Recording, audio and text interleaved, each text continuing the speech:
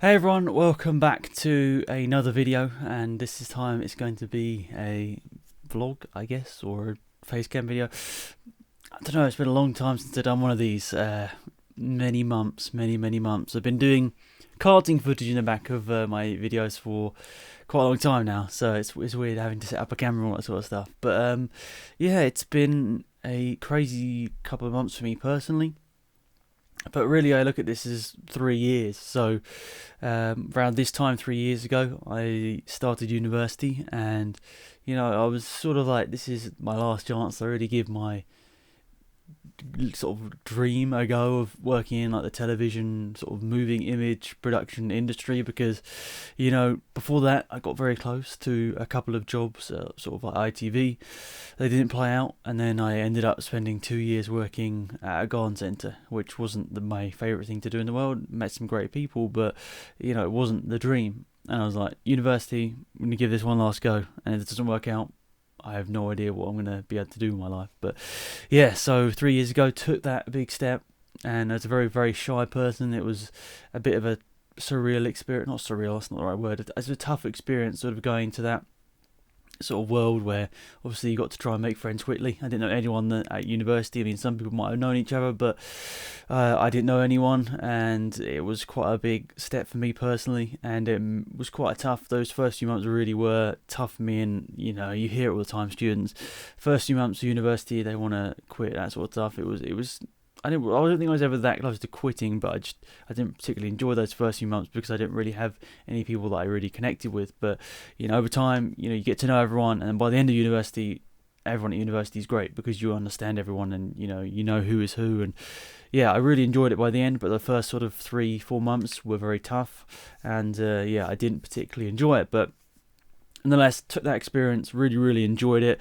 Getting to the last year of university, of course, you come to your major project. So I don't know what it was like for most people at university, whether people are going through it now or have already done it or thinking about it in the future. Most people have like their dissertation as their main thing, but ours wasn't that. Our main thing was our major project. So, of course, in an industry where video production is like the main thing that you're doing, writing a dissertation isn't really the best way of sort of showing how you've developed as a person over 3 years.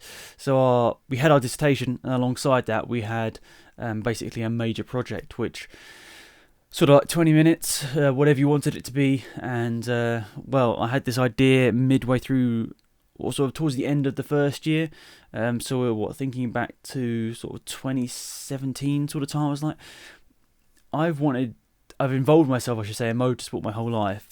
I haven't actually ever taken part in a motor race, and I don't know what it's actually like to go through those sort of emotions, those feelings, and just that sort of journey to actually race. I want to do it. I had no clue at that point what it was going to take to get to that eventual point where I was in a car ready to go into my first race, but I kind of knew towards the end of that first year that's what I wanted to do. At that stage, I didn't even really know the people I ended up working with in that major project. I sort of vaguely knew them. We worked together for a little bit, but I didn't know them that well. And then by the third year, we're working together. We're creating this project, and yeah, I'm happy I chose the university I actually went to. I went to UCA. I didn't really want to say that whilst I was there. I just, I was quite protective of that. But UCA, our campus was in Maidstone, and I really enjoyed that whole experience. It was sort of away from the main campus, so there was just a group of, 3-year groups of 20, 25 people. It kind of fitted me quite well because, as I said, I'm quite a shy person, and being around thousands of people would have been very tough. So it was sort of like the perfect university for me, and it worked out well in the end, even though I said the first few months were tough, and my grades reflect that. The first few months weren't good. Not like failing bad, but just not very good. And this is sort of coming from, to sort of go back, I didn't get the greatest grades at A-level, I remember correctly. So I was really unsure about how university was going to go. So 2 years out of any sort of school and then going into university, a couple of years older, wasn't going in there with the best grades. I wasn't sure how it was going to go, to be perfectly honest. But yeah, university overall was a great experience. Really enjoyed the whole television production. That was our course. TV production was it at UCA, and yeah, I couldn't really have had a better university experience, and really great people on my course. I didn't really interact with too many people in the years above or below, but everyone seemed really friendly and just in passing, and I think that's just everything I could have wanted from a university experience. So yeah, awesome. But to reflect on the major project at the end, of course it was my conception. A year and a half before I even started filming, I was like, this is what I want to do. So this whole process, if you haven't watched the documentary, I'm not going to badge you to go and watch it now, but it is on my YouTube channel, Dream Chaser, and it's basically the idea of going from nothing to following your dream. And the premise is basically following my dream is to get involved in a motor race for the first time on a club level basis. And I was going to be racing in the 750 Motor Club in a BMW 3 Series with my now friend Sam. And yeah, a great guy, but maybe that's for a different story. But yeah, he's a really great guy that's helped me so much throughout this whole journey. But yeah, so rewinding back to sort of the first part of the last year, my grades was getting a little bit better throughout the second year. I got a couple of firsts and a couple of things here and there, and I was happy with my progress. I still knew there was more potential in me because I knew that I wasn't doing my best.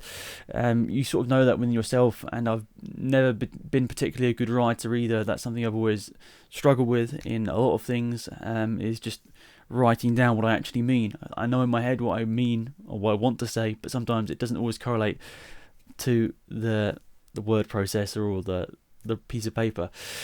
So yeah, I knew basically the way that university works. I needed to get a good grade in the video project because I knew my dissertation wasn't going to be particularly great. So I was going to put everything in this. But at the start of the second year, we did our dissertations. I actually got a good grade in that. I'm happy with that. I managed to get a first in my dissertation, which is something I would have never expected, considering my grades in English throughout my whole school life were never particularly that great. So I was really, really happy with how that all turned out, and I didn't really take off any pressure because I still knew in myself that I want to produce the best thing possible. So we didn't get our grades for our dissertation until quite near the end of university anyway, so I was already midway through the process of creating this big project before I knew. But yeah, I'm getting sidetracked in loads of different parts of this story. But yeah, we basically just went on this adventure of what it's like to become a racing driver. I can't thank George and Kaylin enough. They were the two people that helped me out in this project. They could have very easily gone and followed their own project, their own idea. But I guess in a weird way, maybe they believed in me, they believed in the idea, and it came good in the end. But it could have gone very easily wrong in terms, just so many ways. Motorsport is very unpredictable, and the filming of it is even more unpredictable because you just don't know what's going on. But yeah, so we went on this great journey from sort of January this year. So 10 months ago, basically, we started filming this project, and it was filming basically every single week for about 4 months nearly. In the end, we went from January to April filming something pretty much every single week, and a lot of times you felt like we've overstepped the bar. This is a very ambitious project, and I think our tutor said on a number of occasions this is by far the biggest scale project we've had. That's not always a good thing. I think in a lot of ways maybe we did overstep what physically we could really handle at times, because we were a production team of 3. I mean, there are production teams of 5 taking on less. Not that's a bad thing, because they managed what they needed to do a bit better. We were all having to take on a big workload because of the size of this project. But yeah, we just slowly progressed through it. I went through the ranks myself, and I think in videos I'm going to talk about in the future a bit more in depth. We've got this great footage, and not all of it's made it into the documentary, but starting off, getting your license, your medical, then your license, and then doing some track days, not all of them going to plan. We'll get onto that, I'm sure, in the future. And then getting to the race, after all that, after raising all the sponsorship, I mean, was backed by some fantastic sponsors throughout this project, and I can't thank them enough. They all chipped in, some more than others, but they all chipped in to make it possible, because without them, a university student going motor racing is just a bit of a deluded idea in a way. Like, that shouldn't be able to happen. But because of the great people that backed us, both sort of supporters like Patreon, how do we do it? Kickstarter, both through Kickstarter and also just actual sponsors, we managed to make it happen. We raised a good amount of money, and I'm very, very thankful of that. I don't know whether that's ever really come across, really, because I sort of kept promoting this, but just want to say thank you, because without you that really would not have happened. So that was really an awesome journey, and I'm very happy we pulled that all together. I realise this video's just been a mess and just no structure at all, and for someone that's spent the last 3 years trying to tell stories, this hasn't really gone in the most level order. But yeah, anyway, we get to this race after everything is planned out pretty much perfectly. We've got some great footage, we've got all the great sequences. We get to this race, the 750 Motor Club, April. I can't remember the day now, but it was sometime in April, towards the start of the month. We have this race. I'm all geared up. I've had a really good practice session on the Friday, some solid lap times. The person that owned the car said that genuinely he was very impressed. I know I'm not the next Lewis Hamilton, don't get me wrong, but for someone that's literally just started motor racing, person that doesn't really do sim racing that much, someone very, very, very limited track day experiences, maybe about an hour total track time before my race. Maybe 2 hours, probably 2 hours total track time before I stepped into the car for the race. It was all looking really good, and it all looked like it was going to happen perfectly. We were going to get this nice, great ending for the documentary. But it didn't happen like that. Unfortunately, in the first stint, Sam had an issue with the car. If you know Brands Hatch, from the footage, I can't remember whether we've actually spoken about it with Sam, but from the footage, it looks like going up to Druids, all going well, through the corner, and on the exit, you run wide. Obviously, there's some curbs on the outside there, and he ran over the curbs on the outside, and by the looks of it, it looks like there is suspension damage on the front left, which causes us to retire from the race before we even stepped into the car. So, yeah, of course, that was a very tough moment. I don't know whether I actually said this on YouTube. I think at the time I was more worried about the ending of our documentary rather than disappointed that I didn't race, because at the end of the day, I'd done a decent amount of track days before that in that car, and whatever I said, about 2 hours of track experience across a couple of different cars. I'd got the understanding of what it's like to drive a race car and progressing towards driving a race car fast. I wasn't too disappointed that I didn't actually race. Hence why if you see the documentary, you see that I'm not like crying or whatever, because I realise I've had all these great experiences to lead up to this point. But in the back of my mind, I'm like, what on earth are we going to do with this documentary now? Like, we filmed all of this stuff leading up to this moment, and I don't even step into the car. It's like, was going through my mind. I was the writer and director for this project, and produced quite a lot of it as well. So I'd sort of crafted all of this to this moment, and then it didn't happen. You just don't want to know what was going through my mind at that point. I was just so worried, because I thought that we were onto something here with this project, and then it just didn't happen. But if you watch the documentary, it kind of all works out quite well. The ending works, and I definitely didn't realise that at the time. I thought that it was game over. I thought that this project is basically just rubbish, and we had a month left after that, and we basically had to edit this because there was no way anything else was going to happen. So I was absolutely gutted, but it didn't end there. I was speaking to someone I call a friend now, Rod Burley, the most successful British racing driver ever. Did a bit of coaching for me back in February, and he got me in contact with two guys, father and son, the Bicknells. If you watch club racing, you've probably seen their infamous Saxos racing around the UK. Got in contact with them because miraculously, 2 weeks after the race I was originally going to do. I think was it the 13th or 14th of April, somewhere around then. A few weeks after that, I got this opportunity to race with Chris Bicknell in an endurance race around the same track, just a different car. I mean, it really was just so lucky, and I don't know whether the stars aligned for that to happen, because I definitely didn't expect that to happen. Well, I mean, obviously I didn't expect to have the issues with the car. Sorry, I lost my train of thought there. I needed to readjust the camera. But yeah, I didn't expect the car to have the issues in the first race, so of course I wasn't thinking about having another race planned. But I'm so lucky that happened, because I wouldn't have been able to take part in a motor race otherwise. So I guess, yeah, I won't give away the result of what happened in the second race, because we've got the full length of the documentary coming soon. Well, maybe not soon, a couple of months, maybe 2 or 3 months. Myself and George are editing the long version of this project, which has got quite a lot more content on it. So, content in it. So I'm looking forward to releasing that. I'm really excited to show it to you, because there's a lot of stuff we had to just edit down or just get rid of, because we had a strict 20-minute time limit that we still broke, and still got penalty points for that. But yeah, I ended up having a race in an endurance race with someone I shared the cars, which meant the cost was there. Really happy. 3 sponsors just really came up trumps last minute. They came and sponsored me, made sure this second race could happen. Big shout out to these guys, Abrax, massive thanks to them. Cataclean, massive thanks to them. And Absolute Alignment, massive thanks to them.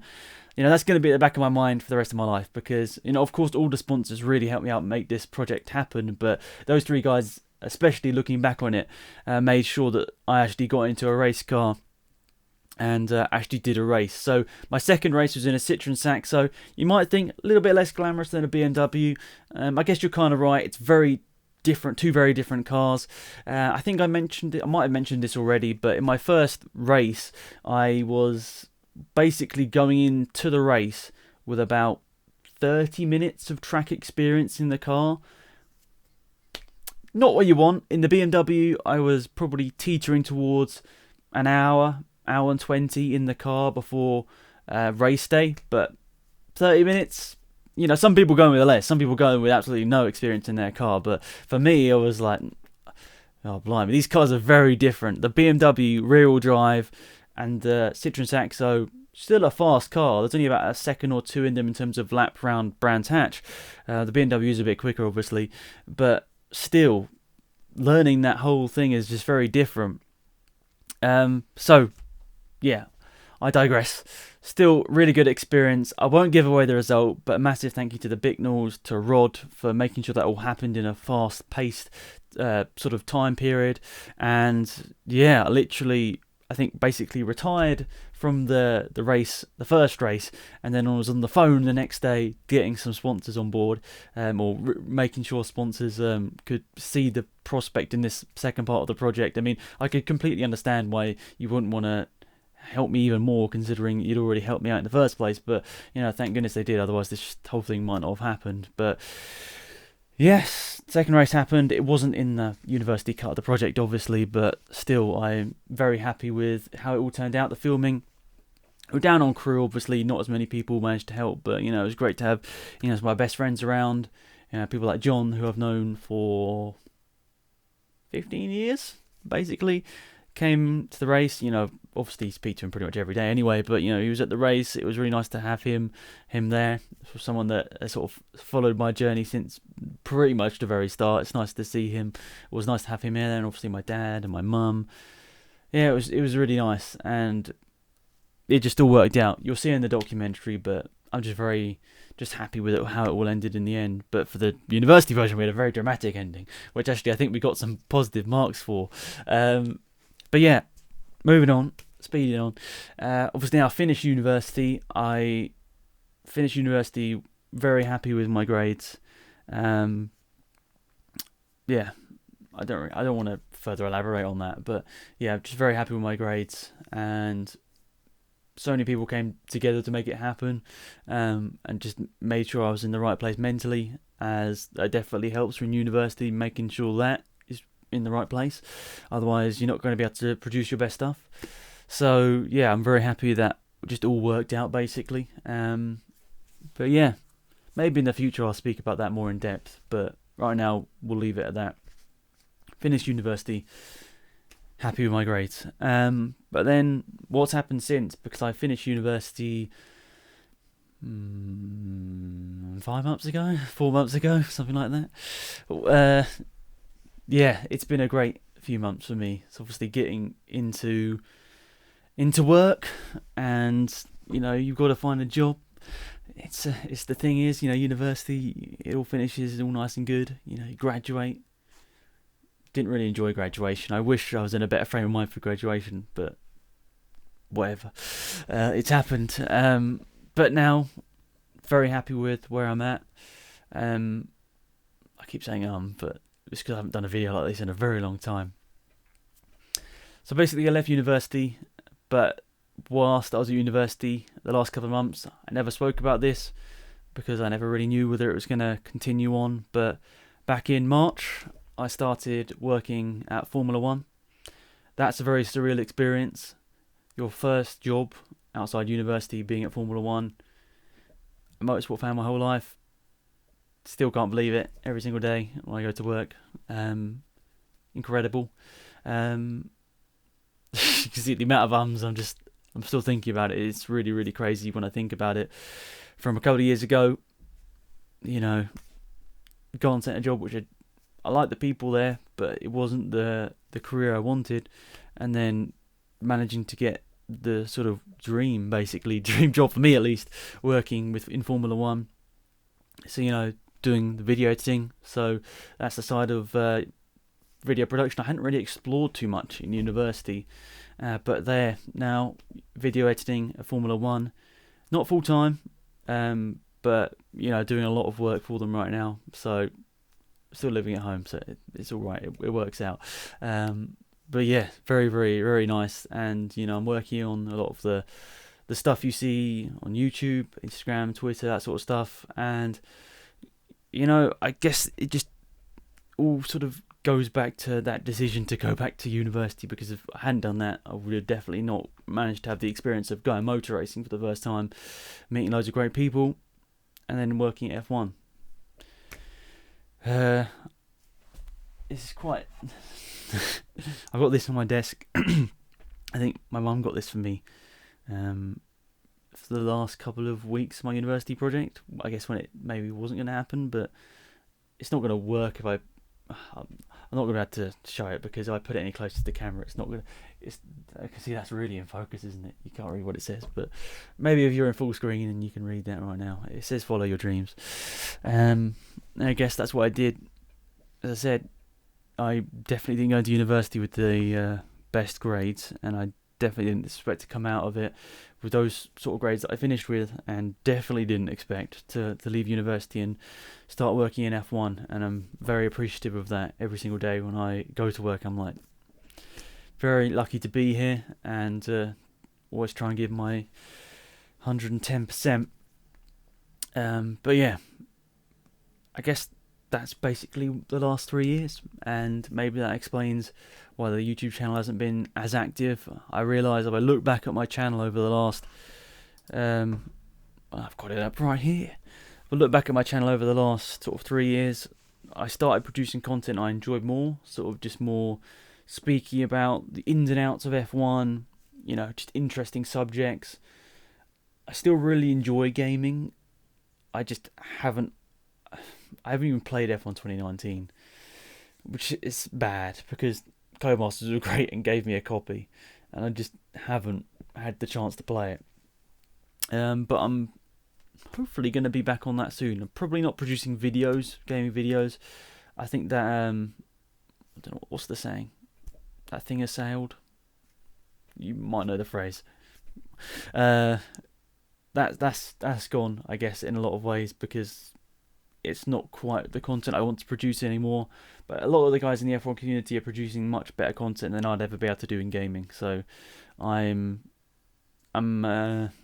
guess I'm happy that with me not being without me doing gaming videos, if you look at the community as a whole, it's much higher level, because I wouldn't be able to do the sort of content that a lot of these guys are producing in terms of gaming, because I guess it wasn't like the true passion. I think the passion was always like videography, and I never really tried video editing properly. Like when you're editing game videos, a lot of the time video editing is more just putting stuff into a timeline and cutting it up. At least it was for me. So now I've learned through university the importance of editing. I'm starting to get there. Like I'm still, going into this role at F1. I'm still learning every single day. The people there are really, really helpful, and the people just are enabling me to just get better at everything I do. And as I said, I'm learning so much, so that's very, very helpful. And hopefully that's going to come across to my YouTube soon. I realise a lot of the stuff I've been doing on YouTube doesn't really sort of highlight editing skills. Like throwing down some go-karting footage and speaking over it for half an hour doesn't exactly scream editing excellence. But I've just left university and I'm still learning. I'm still paving my path and trying to understand what what I need to improve on. But yeah, I think I've spoken quite a lot about this now. But basically, it's a corny thing to say, I guess, but I followed that dream 3 years ago to try and get back into the industry I knew I loved. But it took 3 years of a lot of hard work and meeting the right people to make it happen, and it all worked out in the end, I guess. But yeah, I'm just very thankful of the experience of the last 3 years. And of course, there's little things you change here and there to make the outcome more perfect. We're thinking about the last project in particular, but as a whole, I'm just very happy with how the last 3 years went. I've changed quite a lot as a person. You might have seen that in the content, and maybe just me as a person. I said, went to university as a very, very, very shy person, and still a shy person now, but hopefully a different mindset and everything, and just trying to push out my comfort zone a little bit. And even applying for a job at Formula 1, it's like I would have never even bothered 3 years ago because I knew it wasn't going to happen. But yeah, don't know what to say really at this point. It's really been awesome, and of course I want to keep doing my best, keep working at F1, and just see what the future holds. But yeah, starting at F1, working in such a great team. Like, you don't understand the people that produce that content for YouTube, Twitter, Instagram, Facebook, all them. Really, really great team. And it's not the size of the team you'd have thought as well. But I don't know if that's the sort of stuff I should really talk about. It's maybe stuff I shouldn't, whatever. But yeah, just surrounding myself with great people now at work, and I've really, really enjoyed this opening few months in that. But yeah, hopefully, I don't like saying inspires, but hopefully that sort of lets you know what's been happening the last few years, and maybe if you're making that decision to go to university next year, or in your first few months of university now, maybe you're in the same point as me. You didn't get the greatest grades, but there's still, if you follow that dream, if you know you can do it, believe in yourself, was something that I really needed to do in that last year and a half. Otherwise, it would have not happened. But yeah, I've still got a lot to learn. This is a big world, lots of things, especially in the video production industry, I've still got to learn, and my mindset is focused on that, and just hoping for the best. So yeah, you've probably seen throughout this video, I stopped halfway through to change up the shutter speed, but it's getting dark, so this video's been going on for a long time. How long is the Audacity recording going on for? Nearly 30 minutes. I apologise for that, because you've probably not been here to listen to me speak for 30 minutes. But yeah, thanks guys. Just want to say thanks for bearing with me. In terms of content over the next few months, I want to say I'm going to be producing more content than I have been over the last 2 or 3 months, but I don't want to promise anything. I just want to produce videos when I feel like it, and hopefully in doing so it will be better because of it. And in terms of style, I want to keep producing similar stuff to what I am now, but goals for the future, I've got a few things that I want to try out for 2020. Hopefully cool things, hopefully somewhat revolutionary in terms of YouTube. Revolutionary sounds so like, oh, look at me. But no, hopefully it's just something a little bit different for next year, and hopefully you'll join me on that journey. But 30 minutes later, I got to the end of this video. I just wanted to sort of explain what's been going on, and hopefully you're interested. Of course, any thoughts and opinions down below. Yeah, as I said, it's just a surreal experience going from working minimum wage in the garden centre a few years ago. Literally just a few years ago. I was still working there until a few months ago, whilst I was at uni, and then now being able to work at F1 just with a great team, it's just awesome. And the whole university experience was a major part in making sure I was in the right place to apply for that. But yeah, I'm sorry I've rambled on long enough, but yeah, hopefully this has just been somewhat informative in some way. Thanks for watching, have a great day, and I'll see you around for another video. Spin Alex, I'm out of here. Goodbye.